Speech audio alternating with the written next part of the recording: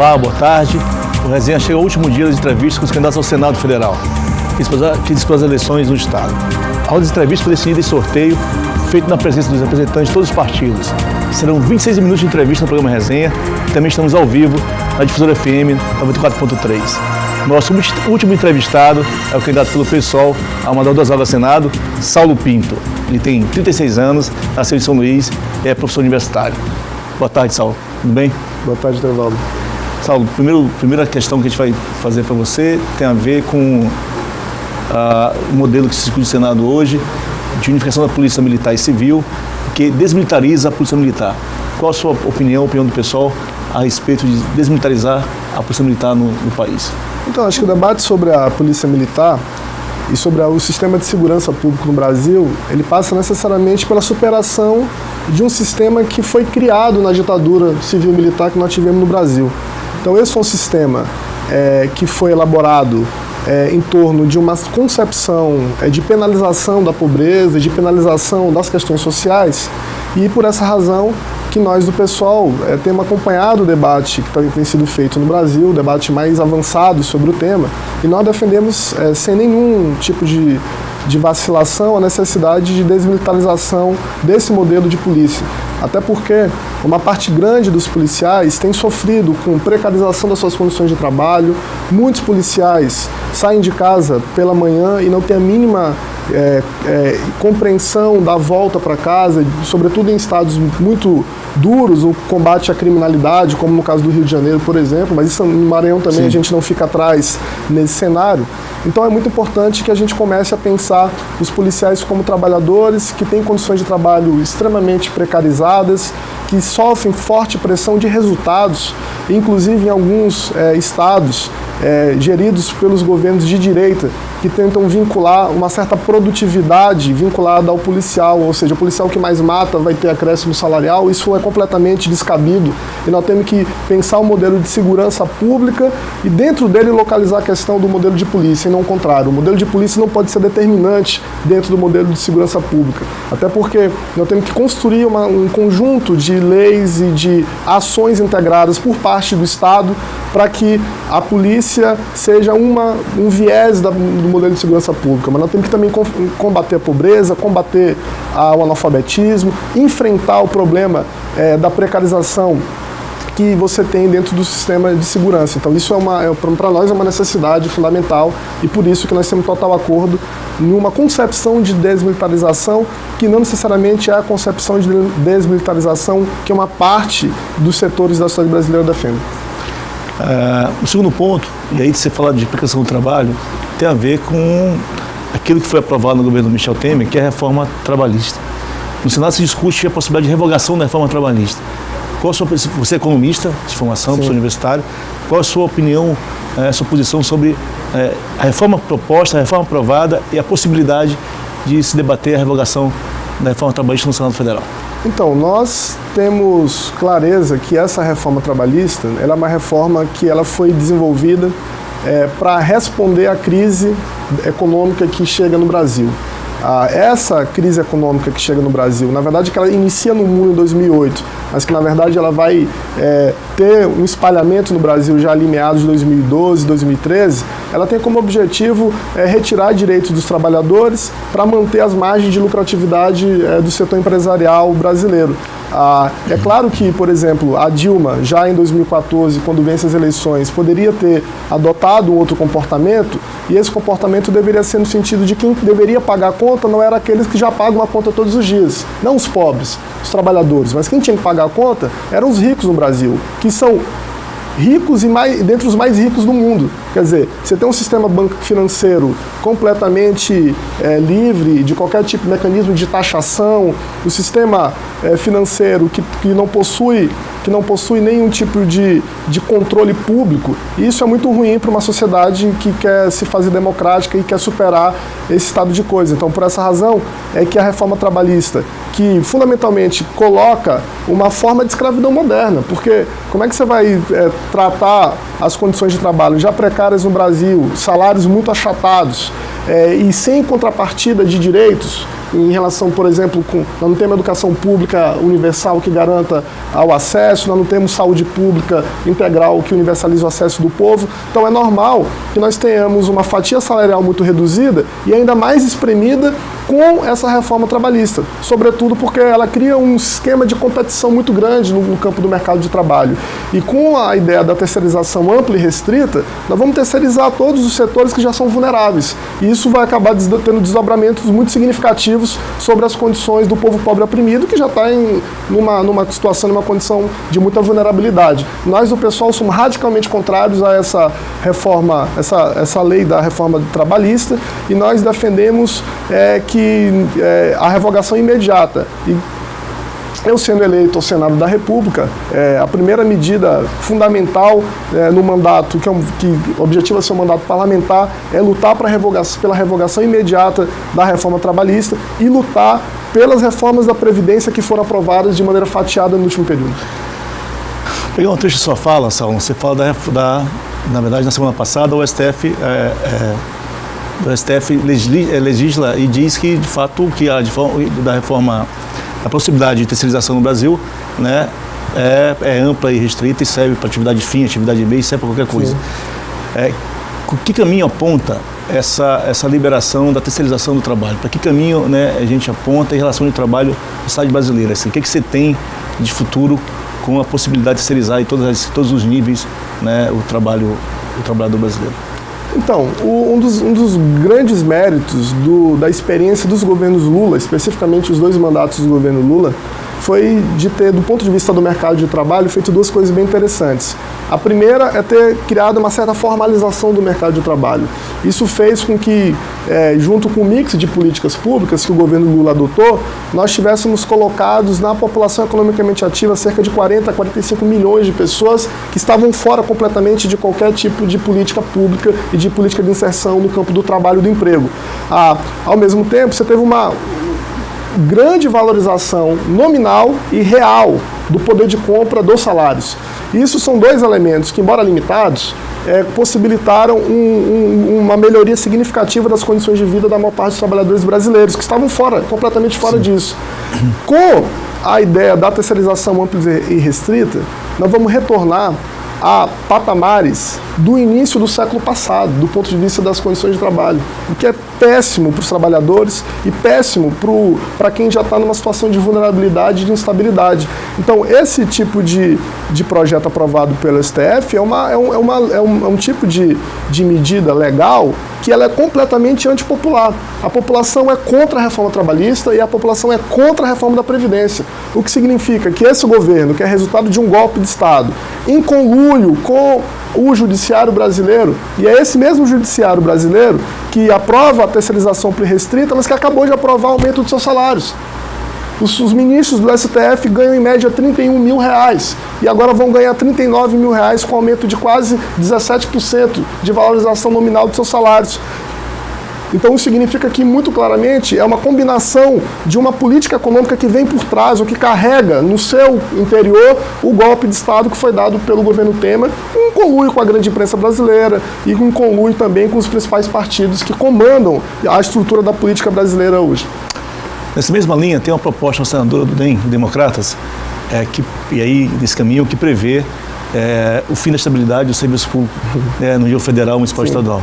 Você é servidor público, você é professor universitário. Sim. Como é que você encara essa proposição, essa proposta de, por fim, dar cabo à estabilidade no serviço público?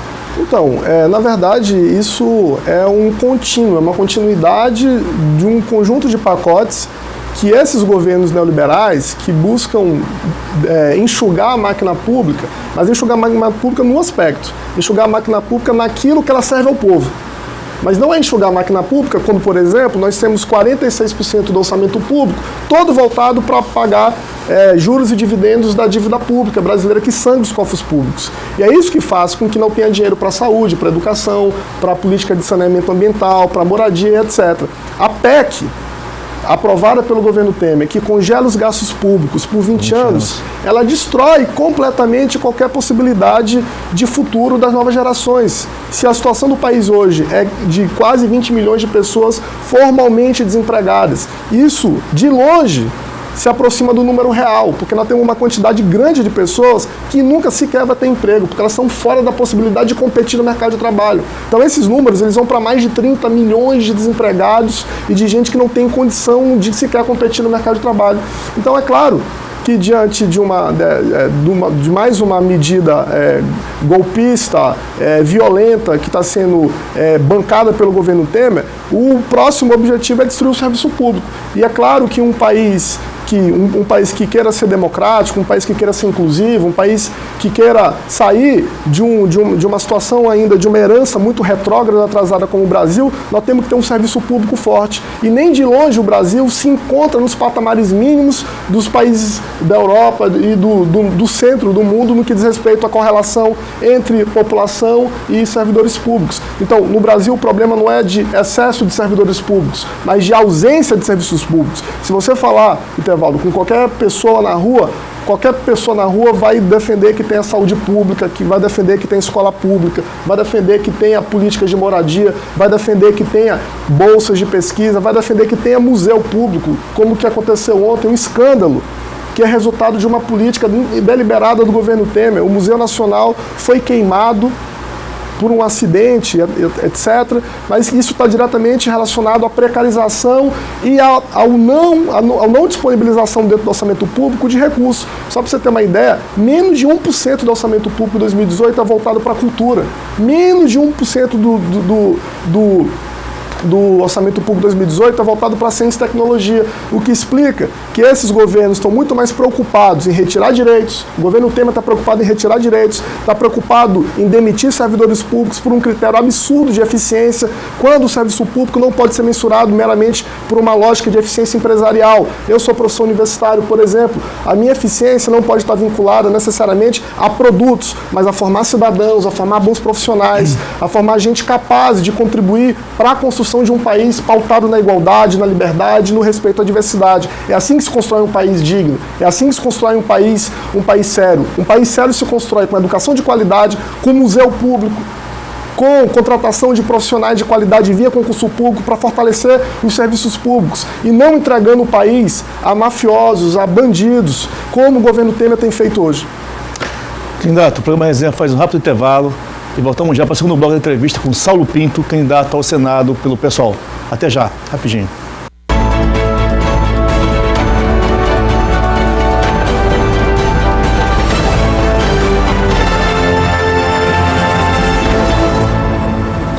Estamos de volta ao vivo com o programa Resenha e também na Rádio Fusora FM 94.3. Aqui no estúdio eu converso com o candidato ao Senado pelo PSOL, Saulo Pinto.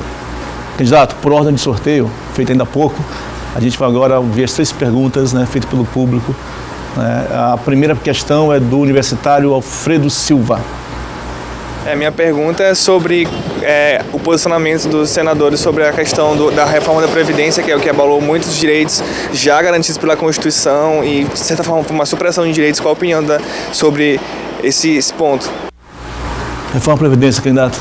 Então, essa é uma ótima questão para nós debatermos aqui no Maranhão hoje no Brasil, porque, na verdade, a proposta de reforma da Previdência apresentada pelo governo Temer, mas que, na verdade, vem um pouco mais de trás, vem desde 2003, quando nós perdemos a integralidade da aposentadoria, e ela agora, ao longo do tempo, por uma série de proposições específicas, foi subtraindo e alterando os textos relacionados à questão da Previdência, ela tem um claro objetivo: acabar com a Previdência Pública. Acabar com o direito à aposentadoria financiada pelo cômputo da contribuição total dos trabalhadores. Então, essa é uma posição que também está ligado a uma ideia de que nós temos que privatizar a Previdência. Não é à toa que quem mais ganhou dinheiro nos últimos 15 anos no Brasil foi 2 dos grandes bancos brasileiros, o Itaú e o Bradesco. Foram dos 2 bancos que mais ganharam dinheiro. E o objetivo desses bancos é capturar uma fatia do mercado que ainda está sob o controle público. E essa captura da fatia do mercado que está sob controle público só é possível à medida que o governo estabelece, por exemplo, um teto para o funcionalismo público. Esse teto significa que mesmo que uma pessoa ela se aposente ganhando R$10 mil, R$12 mil, R$8 mil, ela só vai ganhar no limite de R$3 mil e quase R$4 mil. E se quiser complementar a sua aposentadoria, ela tem que comprar a aposentadoria privada. E isso já temos experiência no Brasil. Por exemplo, quando nós tivemos, no caso da Varig, da VASP, que eram companhias anteriores à TAM, à Gol e etc., e os trabalhadores dessas companhias passaram 20, 25, 30 anos contribuindo com fundos de pensão e no final os fundos de pensão faliram, entre aspas, ou seja, os gestores dos fundos de pensão, os bancos, capturaram o dinheiro dos trabalhadores e uma parte significativa desses trabalhadores com 50, com 55, com 60 anos, tiveram que vender as suas casas, tiveram que serem desalojadas dos seus locais de vida em função de um tipo de política que está claramente orientada para destruir direitos. Nós do PSOL e a minha candidatura no Senado representa a luta contra a reforma da Previdência e a defesa da aposentadoria integral de todos os trabalhadores do campo e da cidade. Candidato, segunda pergunta, feita pelo Edson Pereira. Eu gostaria de saber como é que vai fazer junto ao governo do estado, né? Melhorar a educação, chegar a uma coisa mais digna às nossas crianças, porque elas são o nosso futuro, né? Candidato à educação pública, que é a segunda questão. Então, isso também é um debate muito bom para que a gente faça no Maranhão. Primeiro que eu serei senador da República para representar o povo do Maranhão. Eu não vou representar os interesses dos ricos, nem vou representar os interesses de representantes de governo. Eu vou representar diretamente aqueles que precisam de representantes dentro do Senado Federal para lutar e para enfrentar as políticas de desmonte da educação. O que nós temos hoje no Brasil é uma tentativa por parte do governo Temer de destruir completamente o financiamento público da educação. A universidade hoje já vive numa situação muito delicada, não se tem dinheiro para manutenção mínima das questões de cotidianas da universidade, do papel higiênico, do detergente, até financiamento de bolsa de pesquisa. Recentemente, a CAPES, que é a coordenação pública, né, que coordena o aperfeiçoamento de pessoal, que trata com a pesquisa vinculada sobretudo às universidades públicas, lançou um relatório absolutamente alarmante que indica que se o governo não injetar uma quantidade grande de milhões de reais até agora, agosto, setembro, nós vamos ter problemas para a continuidade das universidades. As universidades públicas são as que formam os melhores profissionais do país, as universidades públicas que representam um ideal de democracia e um ideal de república, que nós estamos lutando ainda desde 88 para instituir no Brasil. Então não tem cabimento, não tem sentido qualquer proposição que retire dinheiro da educação. Os professores hoje no Brasil são mal pagos, os professores no Brasil vivem em condições péssimas de trabalho, os professores do estado do Maranhão hoje têm que fazer greve a cada 4, 5 meses para tentar repor condições mínimas de trabalho, para lutar por eleição direta para as escolas, para lutar contra o currículo, que é um currículo que faz com que o professor de física tenha que dar aula de química, o professor de história tenha que dar aula de matemática, porque não há quantidade suficiente de professores no quadro efetivo para garantir o acesso à educação e que as novas gerações possam ter acesso à melhor educação possível. Então, nós também temos que lutar contra essa ideia que ataca os professores, que é a ideia da escola sem partido, que tenta retirar a liberdade de cátedra do professor, que tenta instituir a escola do partido único, que é a escola que tenta vender valores que são valores estranhos às nossas posições. Nós temos que ter uma escola com um currículo inclusivo, com um currículo republicano e democrático, que tenha qualidade e competência técnica no conteúdo específico, mas que forme cidadãos. Não tem nenhum sentido uma escola que tente agredir, uma escola que propague ideias violentas, uma escola que propague posições que não têm correspondência com o que de melhor ao longo do tempo nós estamos defendendo. Mas por isso é que para construir uma educação de verdade no Brasil, nós temos que combinar pelo menos 3 aspectos. Nós temos que ter financiamento público integral, defender a escola pública integral, nós temos que ter liberdade de cátedra para que os professores possam formular o currículo e trabalhar da melhor maneira possível. E, ao mesmo tempo, nós temos que ter um tipo de estrutura de escola que ela possibilite a liberdade democrática e que ela possibilite a inclusão das diferenças que nós temos dentro da escola em relação à questão de gênero, à questão do LGBT, à luta contra o racismo, etc. Candidato, agora vamos assistir a última pergunta feita pelo cozinheiro Álvaro Lima. Eu gostaria de saber se vai melhorar a questão de emprego no Brasil, que as pessoas estão muito preocupadas, assim. Tem muitas famílias que estão precisando de emprego, né, nessa cidade. Qual é a proposta que ele tem de emprego para o Brasil? De certo modo, você tratou disso já? Emprego, candidato? Então, tem muito candidato nessa eleição, Itevaldo, defendendo que vai criar emprego, né? Tá prometendo que vai criar 20 milhões de empregos, 30 milhões de empregos, 5 milhões de empregos, como se fosse um passe de mágica, quando a gente vai lá no circo. Não, eles estão mentindo. Não dá para criar emprego no Brasil se a gente não enfrentar os privilégios. Enfrentar os privilégios significa lutar contra as reformas que retiram direitos, defender dinheiro público para investimento em obras públicas, tanto no campo da saúde, da educação, da moradia, do saneamento, etc., mas também significa enfrentar esse modelo econômico. Esse modelo econômico que nós temos no Brasil, ele privilegia a reprodução econômica dos grandes grupos econômicos, dos ricos. 1% da população brasileira controla a riqueza de 99% da riqueza. E 99% das pessoas tem que distribuir entre si 1% da riqueza produzida e da renda. Então nós estamos diante de uma república perdulária, uma república que não atende os interesses do povo, que não atende os interesses da juventude. Por que a juventude hoje não tem nenhum tipo de afeição com a política? Porque não foi só a corrupção que destruiu com a política no Brasil, foi também um país que não possibilitou que essas novas gerações tivessem acesso à dignidade, tivessem acesso aos direitos. Então, fundamentalmente, para enfrentar a crise econômica que o Brasil vive, não é tirando o Estado da economia, não é retirando o dinheiro público de investimentos sociais e públicos. Ao contrário, para retirar o país da crise, nós temos que ter o Estado massivamente atuando na economia e intervindo dentro da atividade econômica. Veja o caso do Maranhão. O Maranhão tem 2 grandes empresas e o resto é exportação de commodities, exportação de minério de ferro, exportação de soja, exportação de eucalipto. E o Maranhão é um acampamento de excluídos. Tem um monte de candidato que inclusive retira o sobrenome para dizer que é coisa nova, se apresenta ao Senado como se não tivesse nenhum tipo de responsabilidade com a pobreza do Maranhão. Nós temos que enfrentar essa turma que mente na cara do povo, que quer na verdade ludibriar o povo para continuar enriquecendo as custas dos cofres públicos. Nós temos que enfrentar esse pessoal colocando gente nova na política, colocando gente nova no Senado e tentando trazer a maior quantidade de posições da maioria contra a minoria encastelada nos poderes. E para tirar o país da crise, para superar o problema do desemprego, nós temos que construir um mix de políticas. E esse mix de políticas se faz com enfrentamento à política econômica hegemônica. Dizer que vai tirar 10 mil empregos, 10 milhões de empregos da cartola é uma mentira para tentar enganar a população no período eleitoral. Candidato, qual é a sua posição sobre descriminalizar o uso da maconha?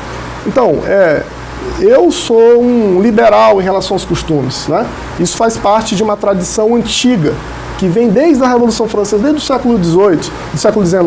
E, fundamentalmente, o que nós temos que defender? Nós temos que defender a descriminalização do uso, tanto do uso medicinal, quanto do uso individual da maconha, como se fez, por exemplo, no Uruguai. Não é verdade que quanto mais nós descriminalizarmos o uso da maconha, as pessoas vão virar maconheiras. Isso é falso. Isso não acontece na Europa, não acontece no Uruguai.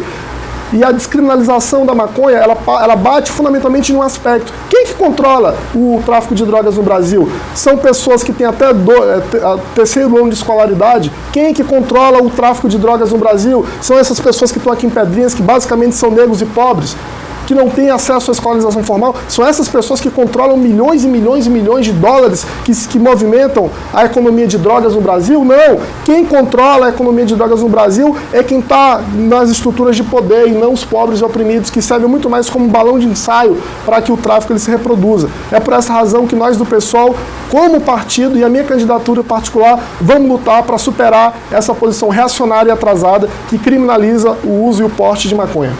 Candidato, o senhor tem agora 2 minutos para suas considerações finais. Bom, eu queria agradecer a possibilidade de poder dialogar com o povo do Maranhão. Nós temos um processo desigual, um processo em que nós não temos tempo de TV, nós temos muito pouco dinheiro para fazer campanha e nós estamos tentando debater as nossas ideias nos espaços possíveis como esse espaço. E a nossa candidatura é uma candidatura que ela se organiza a partir de 2 critérios fundamentais. O primeiro é que nós defendemos a igualdade substantiva entre as pessoas. E defender a igualdade substantiva entre as pessoas significa defender um tipo de política que seja voltada para os interesses do povo e não voltada para os interesses de minorias, não voltada para o interesse daqueles que já têm muito dinheiro e daqueles que controlam a sociedade no seu conjunto.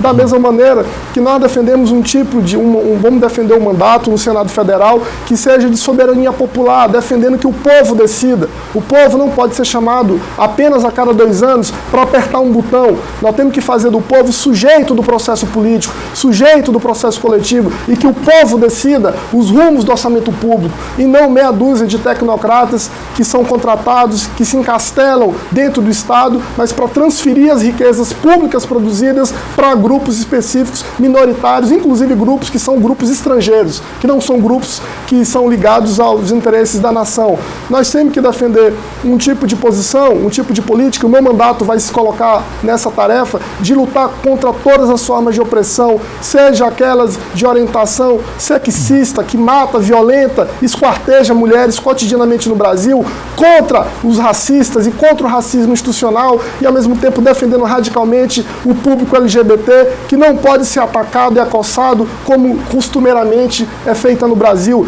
Isso significa ter uma política para a maioria, e isso significa ter uma política que inclua uma parte das pessoas. Mas, da mesma maneira que a nossa candidatura, ela está denunciando a prisão do Lula. O Lula é um preso político hoje no Brasil, não há uma prova contra ele, e é por isso também que eu queria pedir o apoio. Vote 500, vote na assinatura do pessoal. Candidato Key, obrigado. O Resenha das Eleições termina agora. Agradeço o candidato Saulo Pinto, do PSOL. E amanhã, o programa dá início às entrevistas com os 6 candidatos do governo do Maranhão. A primeira entrevistada é a candidata Rosiana Sarney, do MDB. Até lá, no mesmo horário, às 13h45, logo após Zé Cirilo. Tchau, até amanhã. Boa semana a todos.